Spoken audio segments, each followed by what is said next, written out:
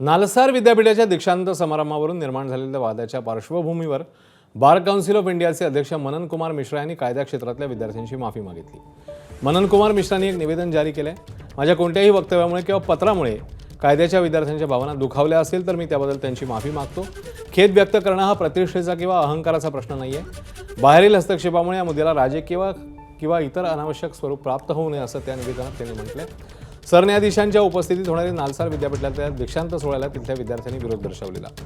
विरोध करणाऱ्या विद्यार्थ्यांची वकील म्हणून नोंदणी करू शकणार नाही असा आदेशच त्यांनी काढला आणि त्यावरून वाद झाला होता।